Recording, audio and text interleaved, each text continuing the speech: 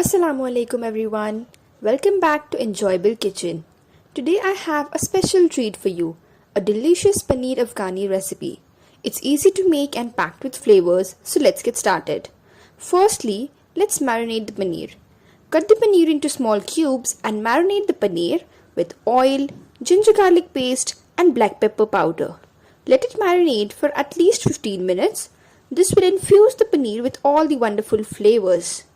In a kadhai, add oil, roughly chopped onions, cook till they turn translucent, add green chillies and cook for about 2 minutes.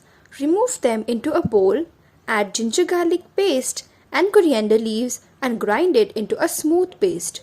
Next add curd and some spices, that is turmeric powder, cumin powder, chaat masala, salt, sugar and garam masala. Give it a good mix and keep it aside. Now let's cook the marinated paneer. Heat 2 tablespoons of oil in a pan or a kadhai. Once the oil is hot, add the marinated paneer cubes. Cook them until they turn golden brown. Once the paneer is cooked, remove it from the pan and keep it aside. Now add jeera, bay leaf, dalchini and hing. Then add in the prepared paste. Mix and let it boil on high flame. Then cook on medium flame with lid on for about 7-8 minutes. Once it starts separating oil from the masala, add water according to your consistency. Again cook for 3 to 4 minutes on medium flame. Time to bring everything together. Add the cooked paneer back in the kadhai.